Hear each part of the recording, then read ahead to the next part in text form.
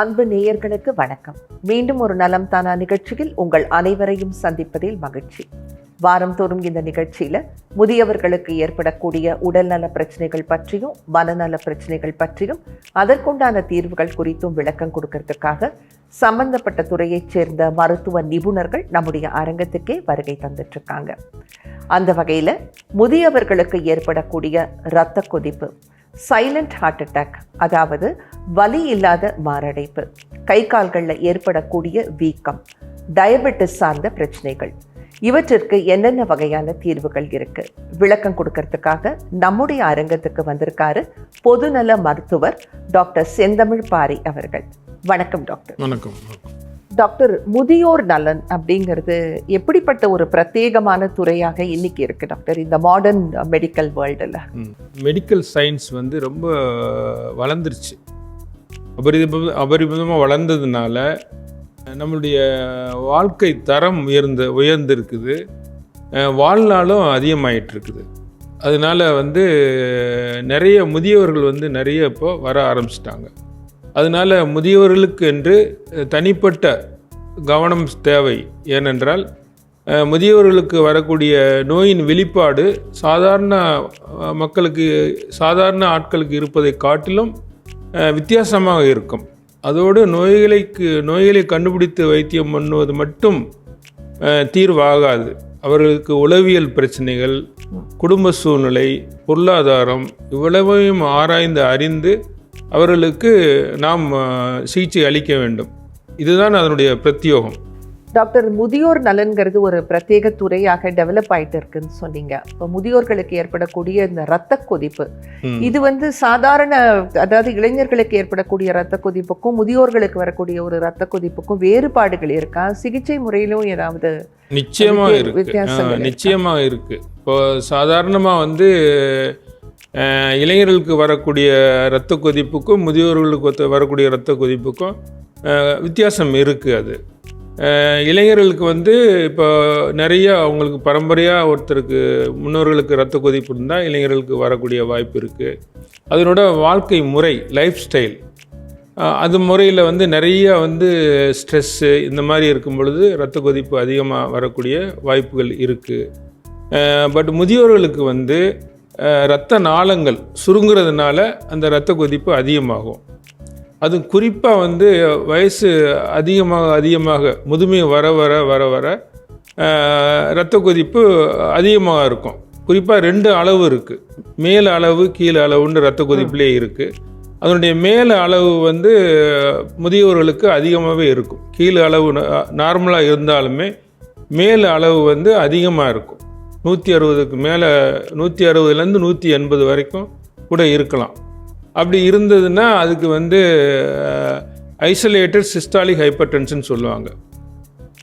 அது மேல் அளவு மட்டும் அதிகமாக இருக்கும். சிலர் என்ன பண்ணுவாங்க, வயசானால் மேல் அளவு அதிகமாக தான் இருக்கும், அது நார்மல் தான் அப்படின்னு சொல்லி நிறையா சிகிச்சை எடுத்துக்கொள்ளாமல் விட்டு விடுவார்கள்.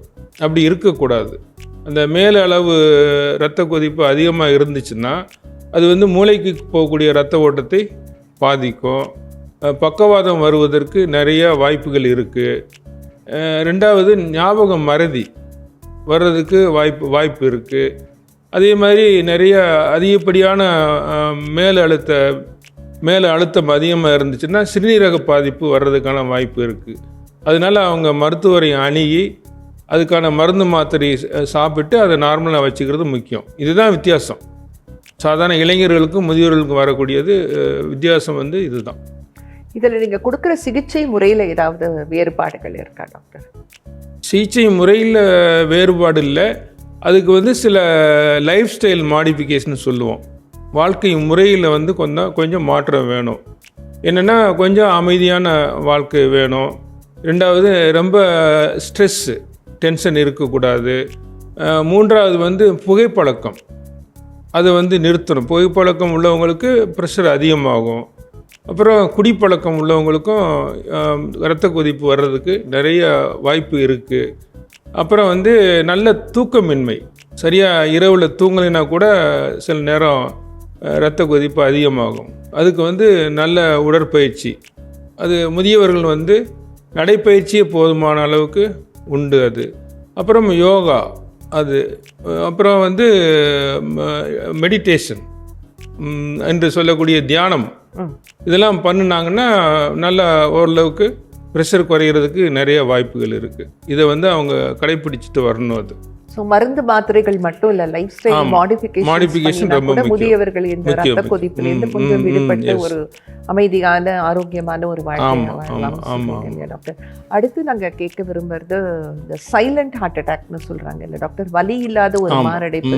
இது ஏன் பிரத்யேகமா முதியோர்களுக்கு ஏற்படுது? இதை தவிர்க்கிறதுக்கு ஏதாவது வழிமுறைகள் இருக்கா டாக்டர்? வலி இல்லாத மாரடைப்பு பற்றி கொஞ்சம் சொல்லிடுறேன். அது வந்து வலியே தெரியாது. ஹார்ட் அட்டாக் வரக்கூடிய இது வலி தெரியாது. ஆனால் என்ன பண்ணுன்னா, அந்த ஹார்ட் அட்டாக் வர்ற டைமில் வந்து உடம்பெல்லாம் வேர்க்கும், அப்புறம் வந்து மயக்கம் வரும், சில நேரம் படபடப்பு வரும், இதெல்லாம் வரும். இது வந்து அதற்கான அறிகுறிகள். அது ஏன் வருது அப்படின்னா, முதியோர்களுக்கு வந்து நரம்புகள்லாம் தளர்வு அடைந்து அந்த வலியை உணரக்கூடிய தன்மை குறைஞ்சிரும். அதனால தான் அவங்களுக்கு வந்து அந்த வலியை உணர முடியாது. ஆனால் இந்த மாதிரி சிம்டம்ஸ் இருக்கும், அதை அறிஞ்சிக்கலாம். குறிப்பாக வந்து சர்க்கரை வியாதி உள்ளவங்களுக்கு அந்த வலி அறியக்கூடிய தன்மை வந்து ரொம்ப குறைவாக இருக்கும். அதனால தான் சைலண்ட் ஹார்ட் அட்டாக் இருக்குது. அதுக்காக என்ன நாங்கள் சொல்கிறோம்னா, இந்த முதியவர்கள் வந்து அப்பப்போ வந்து முடிஞ்ச வரைக்கும் மருத்துவரை அணுகி, குறிப்பாக வந்து முதியோர் நல மருத்துவர்களை அணுகி அவர்களுடைய உடலை பரிசோதனை செய்து வருடத்துக்கு ஒரு தடவை ஒரு இசிஜி, எக்கோ கார்டியோகிராம் அந்த மாதிரி எல்லாம் பண்ணாங்கன்னா இந்த மாதிரி சைலண்ட் ஹார்ட் அட்டாக் வருவதை நம்ம தடுப்பதற்கான இது நிறைய வாய்ப்புகள் இருக்கும். டாக்டர், இந்த சைலண்ட் ஹார்ட் அட்டாக்கை பற்றி பேசிகிட்டு இருந்தோம். அடுத்து முதியோர்கள் சந்திக்கக்கூடிய ஒரு பிரச்சனை வந்து கை கால்கள் எல்லாம் பொதுவாக நிறைய வீக்கம் இருக்கும் இல்லையா டாக்டர்? இது எதனால ஏற்படுது? இதை தவிர்த்துட்டு முதியோர்களால் ஒரு நல்ல வாழ்க்கையை நடத்த முடியுமா? கைகால் வீக்கத்துக்கு வந்து நிறையா காரணங்கள் இருக்குது. அது முக்கியமான காரணம் வந்து நிறைய முதியவர்களுக்கு வந்து இரத்த கொதிப்பு இருக்கும். அதுக்கு அப்புறம் வந்து சர்க்கரை வியாதி இருக்கிறதுக்கு வாய்ப்பு இருக்குது. ரெண்டும் இருந்ததுனாலே சிறுநீரகம் பாதிப்பு அடைகிறதுக்கு நிறையா வாய்ப்பு இருக்குது. சிறுநீரகம் பாதிப்பு அடைஞ்சாலே கைகால் வீக்கம் இருக்கும் ஒன்று. ரெண்டாவது, சிலருக்கு வந்து இந்த இரத்த கொதிப்புக்கு சில மாத்திரைகள்லாம் சாப்பிடுவாங்க. அமிலோடிப்பின்னு ஒரு மாத்திரை சாப்பிடுவாங்க. அந்த மாதிரி மாத்திரை சாப்பிட்டா கூட கால் இருக்கும்.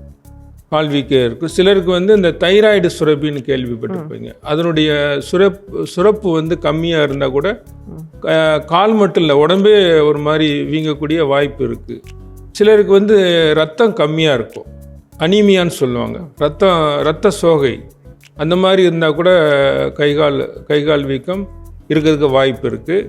அப்புறம் வந்து இதயம் செயல் இழத்தல், இதயம் வந்து செயல் இழந்துச்சுன்னா கூட கால் வீக்கம், முக்கியமாக கால் வீக்கம் வர்றதுக்கு வாய்ப்பு இருக்குது. முதியோர்களுக்கு கல்லீரல் பாதிப்பு ஏற்பட்டால், அது குறிப்பாக வந்து மதுப்பழக்கம் உள்ளவங்களுக்கு கல்லீரல் பாதிப்பு ஏற்படும் பொழுது வயிற்றில் நீர் கோர்த்து கால் வீக்கம் ஏற்படுறதுக்கு வாய்ப்பு இருக்குது. இதெல்லாம் வந்து காமனாக வந்து வீக்கம் வர்றதுக்கு வாய்ப்பு இருக்குது. இதுக்கு தான் வந்து இரத்த கொதிப்பு, அப்புறம் வந்து சர்க்கரை வியாதி, இதெல்லாம் வந்து நம்ம வந்து கட்டுப்பாடோடு வைத்திருந்தால் இது மாதிரி வீக்கத்தை தவிர்க்கலாம். ரெண்டாவது, உணவு கட்டுப்பாடு ரொம்ப முக்கியம். எடை குறைக்கணும். அப்புறம் வந்து இந்த மது அருந்துதல், அப்புறம் வந்து புகைப்பிடித்தல், இதெல்லாம் வந்து குறைக்கிறது நல்லது. அப்புறம் வந்து ரத்தத்தில் வந்து இரத்த குறைபாடு இருந்துச்சுன்னா அதை சரி பண்ணுறதுக்கான மருந்து மாத்திரைகள் சாப்பிட்ணும். அப்புறம் உணவே இருக்குது, இந்த இரத்த விருத்திக்கான உணவுகள்லாம் நிறையா இருக்குது. அந்த மாதிரி இந்த பேரிச்சம்பழம், அத்திப்பழம், இதெல்லாம் நிறையா சாப்பிட்டதுன்னா ரத்தம் உற்பத்தி ஆகிறதுக்கான வாய்ப்புகள் நிறையா இருக்குது. இது மாதிரி எல்லாம் சாப்பிட்டுக்கணும். அது அப்புறம் வயதானவங்க ரொம்ப நேரம் உட்கார்ந்து இருக்கக்கூடாது.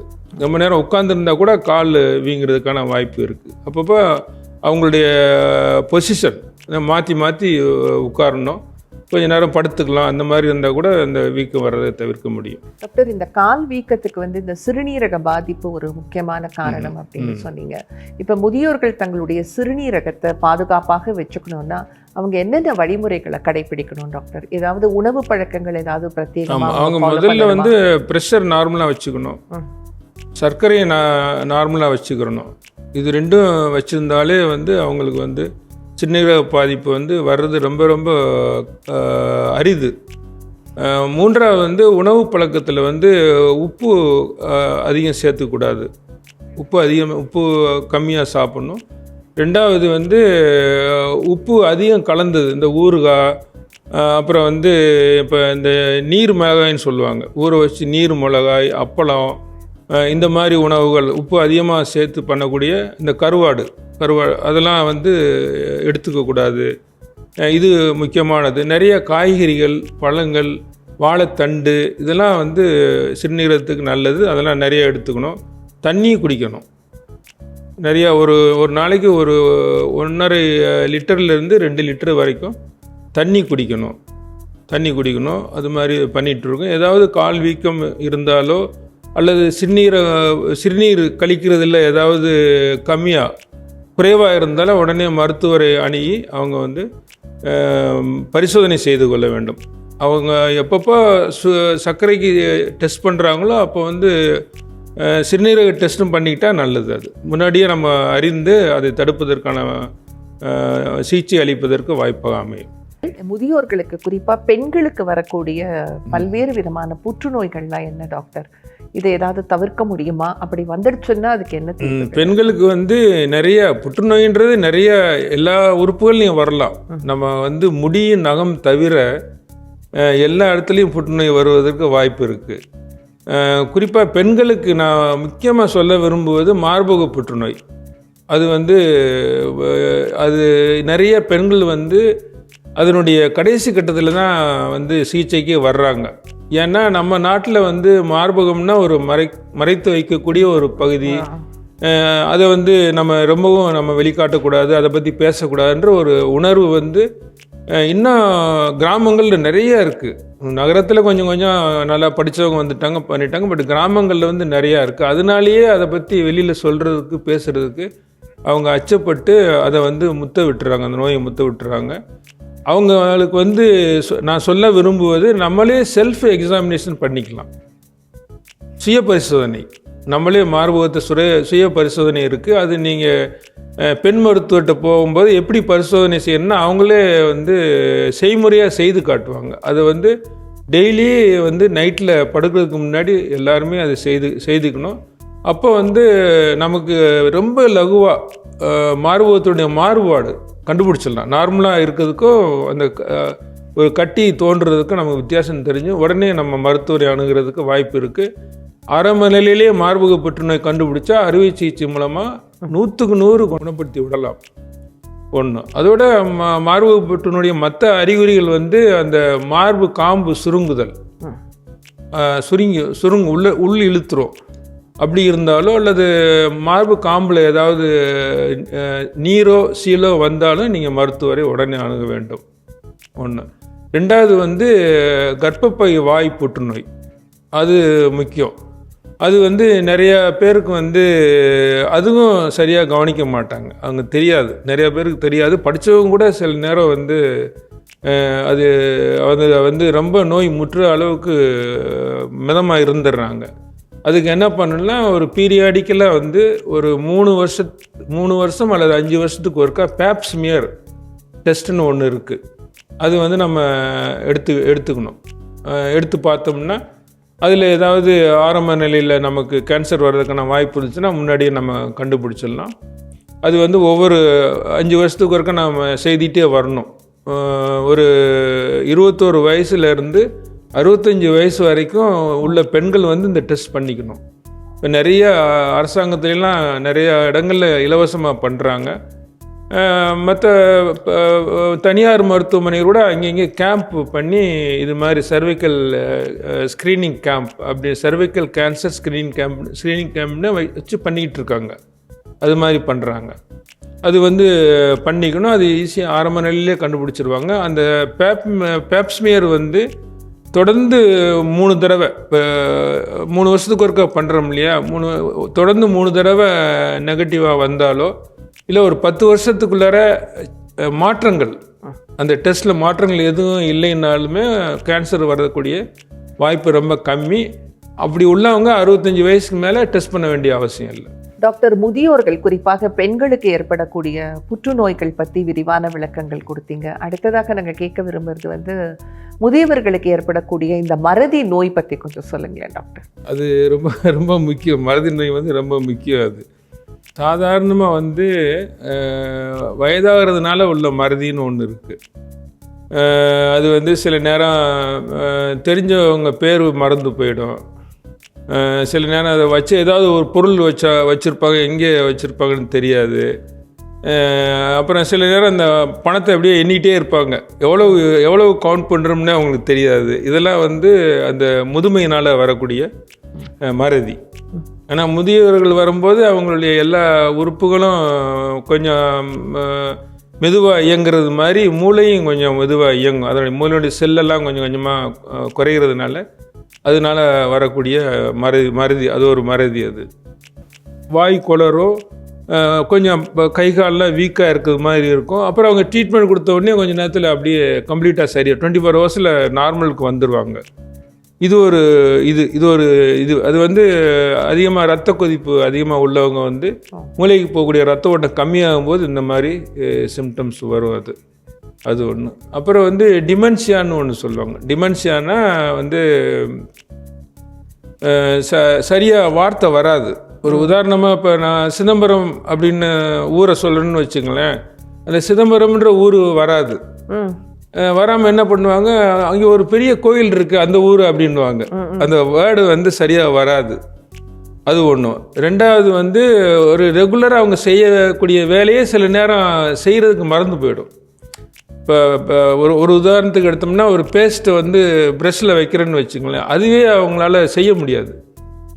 அந்த வேலையை மறந்துடும், எப்படி செய்யணுன்னே தெரியாது, அப்படியே ஸ்டன் ஆகி நின்றுவாங்க. யாராவது ஹெல்ப் பண்ண தான் செய்ய முடியும். அது மாதிரி அந்த மாதிரியெல்லாம் இருக்குது. அதுக்கெல்லாம் டிமென்ஷியான்னு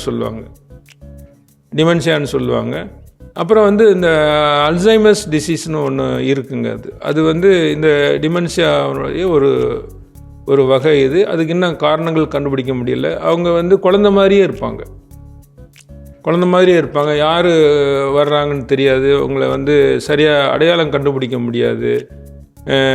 அந்த மாதிரி இருப்பாங்க. அது ஒரு மறதி நோய். அது கொஞ்சம் ஞாபக சக்தியை அதிகப்படுத்துறதுக்கு ஏதாவது ஒரு திருக்குறள் காலையில் படிச்சுட்டு நைட்டு படுக்கும்போது அதை திரும்ப ரீகலெக்ட் பண்ணி பார்க்கணும். நம்ம என்ன காலையில் திருக்குறள் படித்தோம், அது என்ன பொருள், அந்த மாதிரி.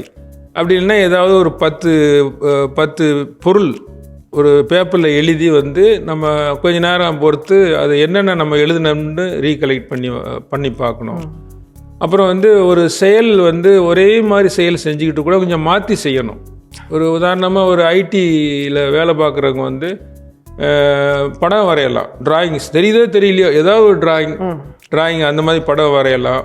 இல்லைன்னா தோட்ட வேலை, ஒரு கார்டனிங் பண்ணலாம், கார்டனிங் தண்ணி விடலாம், அந்த மாதிரி ஒரு மாற்றி செய்கிறது. அப்புறம் ஒரு ரூட்டில் டெய்லி போயிட்டுருக்குன்னு வச்சுக்கோங்களேன், வேறு ரூட்டில் மாற்றி போகலாம். அப்போ மூளை ஆக்டிவேட் ஆகும். ரெகுலராக ஒரு இதை செய்கிறத போல வித்தியாசமாக செஞ்சோம்னா மூளை ஆக்டிவேட் ஆகும். அந்த மாதிரிலாம் பண்ணிகிட்டே வந்தோம்னா அந்த ஞாபக சக்தி வரக்கூடியதை நம்ம தடுக்கலாம், தள்ளி போடலாம். அடுத்ததாக இந்த வயது முதிர்ந்த பெண்கள் எதிர்கொள்ளும் ஒரு விஷயம் இயற்கையாகவே எதிர்கொள்ளும் ஒரு விஷயம் மெனோபாஸ் இல்லைங்களா? இது போல் ஆண்களுக்கும் உண்டா? கண்டிப்பாக உண்டு. எப்படி பெண்களுக்கு மெனோபாஸ் இருக்குதோ அதே மாதிரி ஆண்களுக்கும் உண்டு. அவங்க ஒரு 55லேருந்து 60 வயசுக்குள்ளே அவங்களுக்கு டெஸ்டோஸ்டிரான் அப்படின்ற ஒரு ஹார்மோன் உண்டு உடம்புல ஆண்களுக்கு. அது குறைய ஆரம்பிக்கும். அந்த 55 வயசுலேருந்து கொஞ்சமாக குறைஞ்சி 60 வயசில் அப்படியே நின்றும். அப்படி நிற்கும் பொழுது அவங்களுக்கு அது ஆண்ட்ரோபாஸ்ன்னு சொல்லுவாங்க. இது எப்படி மெனோபாஸ்ன்னு சொல்கிறோமோ ஆண்களுக்கு வருது ஆண்ட்ரோபாஸ்ன்னு சொல்லுவாங்க. அந்த மாதிரி டைமில் கொஞ்சம் உடம்பெல்லாம் கொஞ்சம் சுருங்க ஆரம்பிக்கும். அந்த ஈஸ்ட்ரோஜன், அது ஈஸ்ட்ரோஜனுக்கு டெஸ்டோஸ்டிரானுக்கு குரோத் ஹார்மோன்னே சொல்கிறது. பெண்களுக்கு எப்படி மெனோபாஸ் ஆகுதோ அதே மாதிரி ஆண்களுக்கும் மெனோபாஸ் மாதிரி ஒரு இது வரும். அதுக்கு பேர் ஆண்ட்ரோபாஸ்ன்னு சொல்லுவாங்க. அது 55 வயசுலேருந்து 60 வயசுக்குள்ளர அவங்களுக்கு டெஸ்டோஸ்டிரான் அப்படின்ற ஒரு ஹார்மோன் வந்து கொஞ்சம் கொஞ்சமாக குறைஞ்சு அப்படியே நிற்கக்கூடிய ஒரு வாய்ப்பு இருக்குது. அப்படி நிற்கும் பொழுது அவங்களுக்கு வந்து அந்த ஆண்ட்ரோபாஸுடைய இதுக்கு வருவாங்க. அதனுடைய அறிகுறி என்ன அப்படின்னா கொஞ்சம் உடம்பு சுருங்க ஆரம்பிக்கும், அப்புறம் தோலெல்லாம் ட்ரையாக இருக்கும், கொஞ்சம் மன குழப்பங்கள் இருக்கும், அப்புறம் மறதி வரும், படபடப்பு வந்துடும், படபடப்பு கொஞ்சம் கோபம், இதெல்லாம் அந்த டைமில் பெண்களுக்கு எப்படி இருக்கோ அதே மாதிரி ஆண்களுக்கும் வர ஆரம்பிக்கும். அது வந்து எல்லாருக்கும் அந்த ஏஜில் வரணும்னு சொல்ல முடியாது. அது சில ஆண்கள் வந்து அது வராமையும் அவங்களுடைய உணவு பழக்கம், லைஃப் ஸ்டைல், அவங்க வாழ்க்கை முறை, உணவு, உடற்பயிற்சி இதெல்லாம் பண்ணோம்னா அவங்க வயசானவங்க மாதிரியே தெரியாது. அது எங்கே இருப்பாங்க. அவங்களுக்கு வந்து இது இன்னமும் தள்ளி போகிறதுக்கான அந்த ஆண்ட்ரோபாஸ் வந்து தள்ளி போகிறதுக்கான வாய்ப்புகள் நிறைய இருக்குது. அவங்களுக்கு ஒரு சாதாரணமாக ஒரு 60 வயசு ஆனாலுமே ஒரு 50 வயசுக்குள்ளவங்களுடைய உடல் இயக்கம், மன பக்குவம் எல்லாமே அவங்களுக்கு இருக்கும்.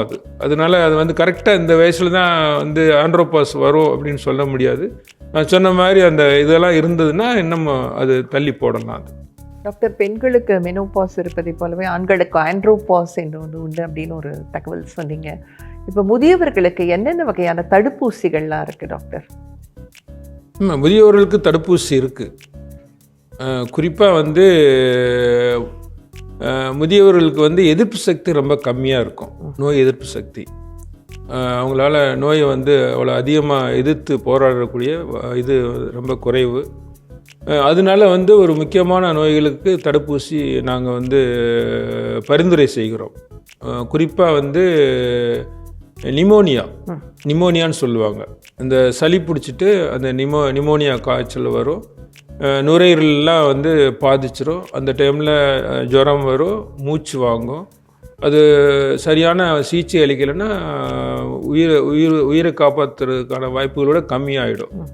அந்த மாதிரி வரும். அது வந்து ஏன்னா அது அவங்களுடைய நோய் எதிர்ப்பு சக்தி கம்மியாக இருக்கிறதுனால அதுக்கு வந்து தடுப்பூசி போட சொல்லுவோம். அது வந்து அவங்களுடைய லைஃப் டைமில் வாழ்நாளில் ஒரு முறை மட்டும் போட்டால் போதும். அது அவங்களுக்கு அந்த வாழ்நாள் பூரா அவங்களுக்கு அந்த எதிர்ப்பு சக்தி கிடச்சிரும் ஒரு ஊசி போட்டாலே. ஒன்று. ரெண்டாவது வந்து இந்த இன்ஃப்ளூயன்ஸா தடுப்பூசின்னு சொல்லுவாங்க. அவங்க அடிக்கடி இந்த கோல்டு பிடிக்குது இல்லையா, கோல்டு காய்ச்சல், அந்த மாதிரி தடுப்பூசி வந்து போட சொல்லுவோம். அவங்களுக்கு சாதாரண கோல்டு ஃபீவர் வந்தாலே அவங்களால தாங்க முடியாது. அதனால அந்த இன்ஃப்ளூயன்ஸா தடுப்பூசி ஒவ்வொரு வருஷமும் அவங்க போடணும். இந்த 2 தடுப்பூசியும் சேர்ந்தே போட்டுக்கலாம், ஒரே ஷாட்டில் 2மே போட்டுக்கலாம் ஒரே நாளில். அதனால ஒன்றும் பாதிப்பு எதுவும் ஏற்படாது. அதனால் கட்டாயம் எல்லா முதியோர்களும் தடுப்பூசி போட்டுக்கணும். இப்போ இந்த நிகழ்ச்சியை பார்த்துருக்கக்கூடிய முதியவர்களுக்கு நீங்கள் கொடுக்கக்கூடிய ஒரு டேக் ஹோம் மெசேஜ் என்னவாக இருக்கும் டாக்டர்? இப்போ நிறைய முதியோர்கள் வந்து தனியாக வாழக்கூடிய ஒரு சூழ்நிலை உருவாயிடுச்சு. ஏன்னா நிறைய வந்து பிள்ளைகள் வந்து படித்து தனி குடித்தனம் போயிடுறாங்க. நிறைய குடும்பங்களில் வெளிநாடுகளுக்கு வேலையை தேடி வெளிநாடுகளுக்கு போய் விடுகிறார்கள். அந்த மாதிரி ஒரு சூழ்நிலையில் நிறைய முதியோர்கள் வீட்டில் வந்து தனியாக வாழக்கூடிய ஒரு சூழ்நிலை இருக்கிறது. அவர்களுக்கு ஒரு சில அறிவுரைகள், ஒரு டிப்ஸ்ன்னு சொல்லலாம், அது சொல்ல விரும்புகிறேன். அவங்க வந்து ஒரு அறிமுகம் இல்லாதவங்ககிட்ட அதிகமாக பழக்கம் வச்சுக்கக்கூடாது. ரெண்டாவது வந்து கதவு வந்து எப்போவுமே ஒரு தாள் போடாமல் ஒரு செயின் போட்டு கொஞ்சம் பாதி திறந்த மாதிரி வச்சுக்கணும். அப்போ யார் வர்றாங்க யார் போகிறாங்க அப்படின்றது தெரிஞ்சவங்க வரும்போது மட்டும் நம்ம வந்து அந்த செயினை ரிலீஸ் பண்ணிட்டு உள்ளர அனுமதிக்கலாம். ஒன்றும்.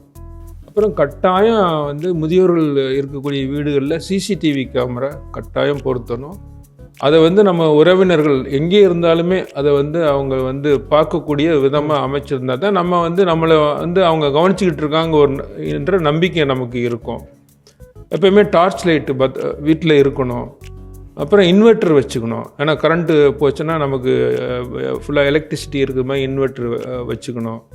அப்புறம் வந்து ஏதாவது நம்ம ஃபோன் நம்பர், தொலைபேசி எண்கள், நமக்கு நெருங்கிய நண்பர்களோ அல்லது உறவினர்களோ பக்கத்தில் உள்ளவங்களுடைய தொலைபேசி நம்பரை நம்ம குறித்து வச்சுக்கணும். அவசரத்துக்கு நம்ம தொடர்பு கொள்வதற்கு அது ரொம்ப உதவிகரமாக இருக்கும். இதெல்லாம் வந்து நான் ரொம்ப சொல்ல விரும்புவது.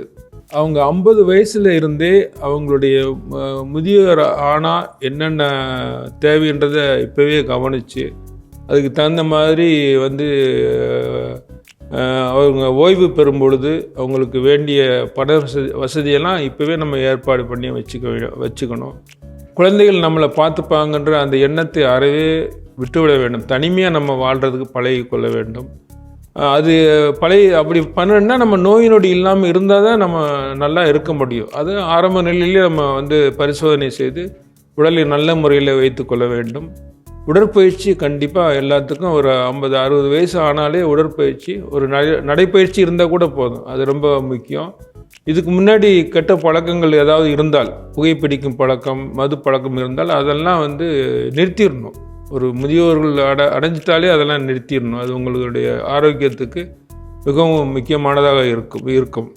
முதியவர்களுடைய உடல்நலம் சார்ந்த பிரச்சனைகளுக்கு மட்டும் தீர்வு சொல்லாமல் தனிமையில் இருக்கிற முதியவர்கள் எப்படி தங்களை பாதுகாப்பாக வச்சுக்கணும் அப்படிங்கிற ஒரு அறிவுரையும் வழங்கியிருக்கீங்க டாக்டர். இவ்வளவு நேரத்தை ஒதுக்கி எங்களுடைய அரங்கத்துக்கு வந்து எங்களுடைய கேள்விகளுக்கெல்லாம் பொறுமையாக பதில் சொன்னதுக்கு ரொம்ப நன்றி டாக்டர். வணக்கம்.